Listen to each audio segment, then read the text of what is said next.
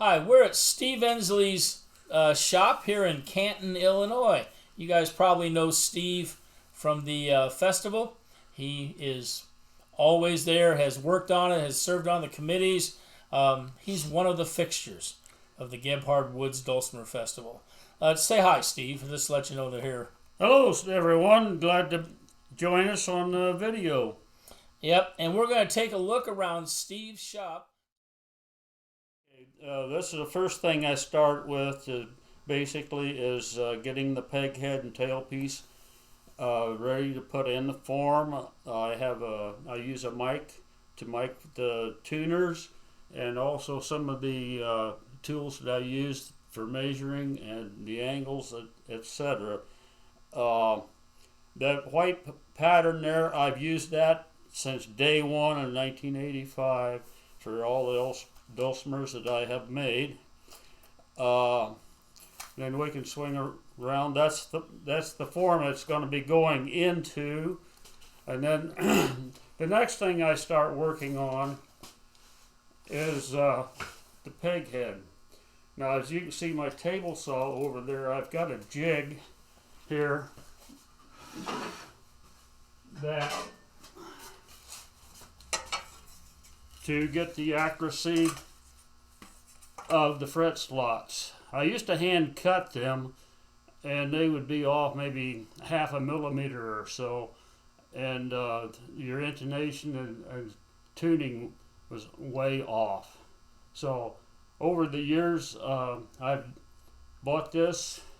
I've got 3 different templates to use for different string lengths, and it works out real slick. I may add that I use a specialty saw blade that is the size of the tang of a fret. Okay. And what would a tang of a fret be? 23 thousandths. Okay, and what is it on the fret? It's on the bottom side. The bottom side, the part that goes into the wood. Right. Okay. This part right here. Okay, the part you can see from the side. Yeah, the part that you can see from the side that sticks down into the wood. Okay, and I see the bottom of that fingerboard there is hollow.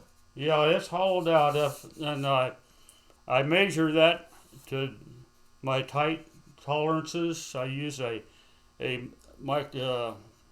Actually, it's a violin maker's measuring device, and I'll show that to you here very shortly as well. And why do you hollow it out? Well, over the years, I've got books on Schieholz and Zitter's. The original ones, the frets were right on top of the soundboard, so the soundboard was thin. So I try to do everything that I can to get the sound vibrations into the sound box, because that's the amplifier. Okay. Okay, and what's this over here? You were talking about that just a second ago. This here is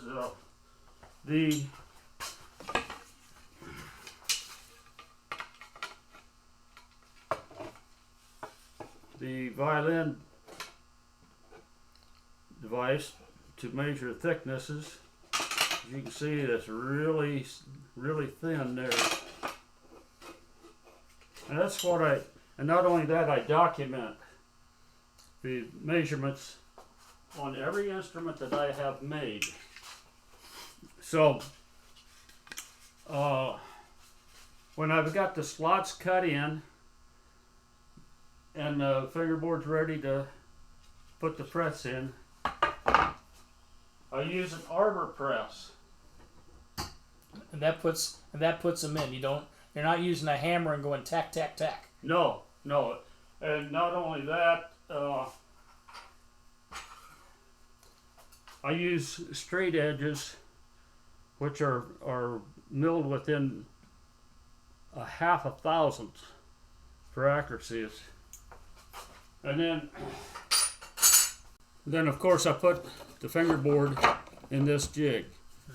Originally, probably about the second instrument I made, I was blind routing it on a table, my router table, Mm-hmm.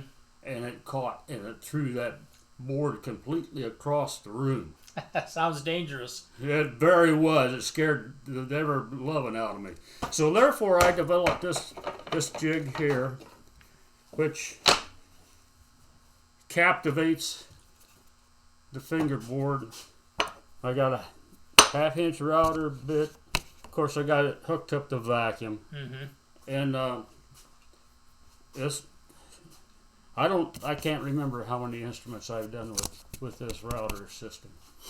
So, anyway, that's some of the tools that I use to route out. Here's files for leveling Leveling what? the fingerboards and the sides. Of course, when you cut the edges off,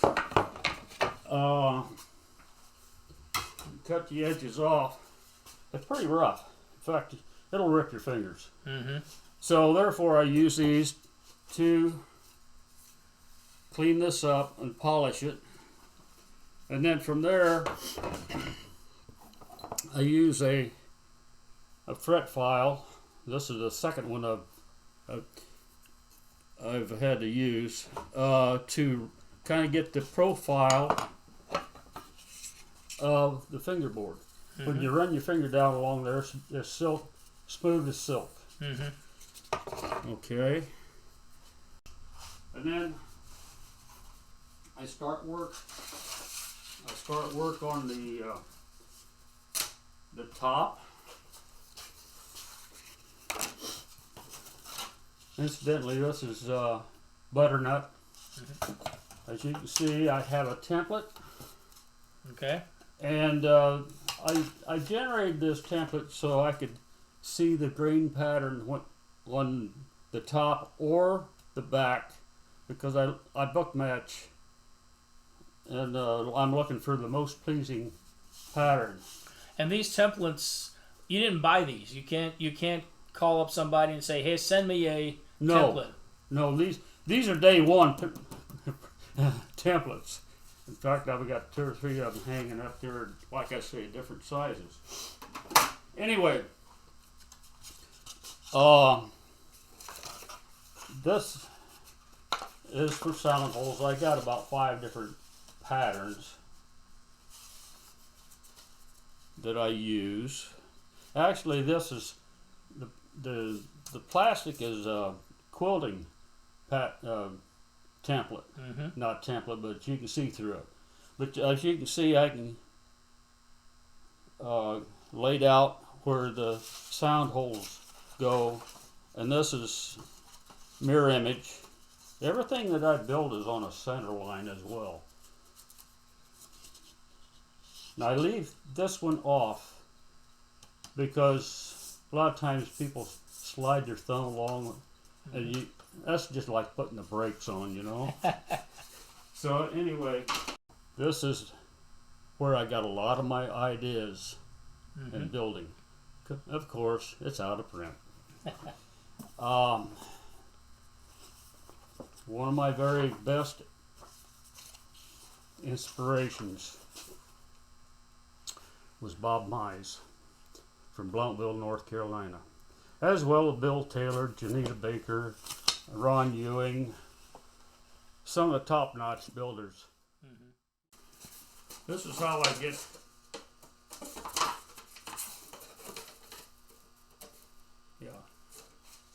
okay, this is buck matched, and I achieved that by sawing the 3/4 inch board with a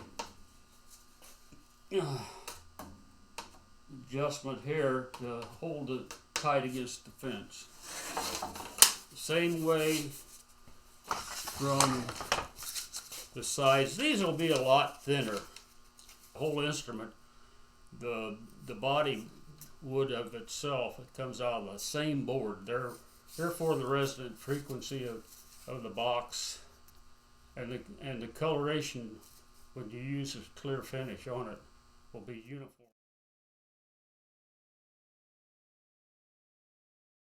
I've got them assembled here, and these are in the white. Well, actually, I just took this one out of the form yesterday. And this is for a lady down in Springfield. It's a ways off, but she is patiently waiting for it. I just like walnut. It's easy to work with. This one here is Sitka spruce and walnut. You can see by using that pattern to find the grain pattern here. When I book match, you can see I've had different instruments that had in fact, the one that comes to mind had 3 hoot owls and a turkey in the back in the wood grain, and it's up in your area. But there's 2 things that really jumps out, and is when you put that first coat of finish on it, and then you hear its voice. Speaking of the voice,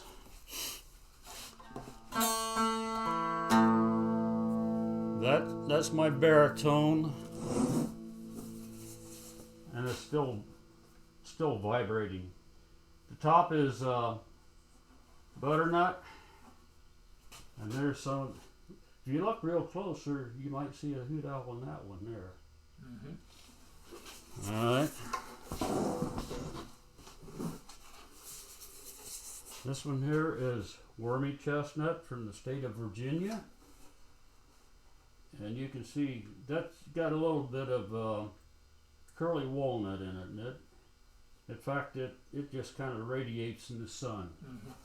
So that's basically from beginning to the end. Okay, very good. And where are you located? I'm located 7 miles south of Canton, Illinois. Illinois. Yeah, yeah. I remember all the states we went through going to North Carolina that had Canton, Illinois. In fact, there's Canton, Michigan, and Missouri across the river here, and across the Mississippi.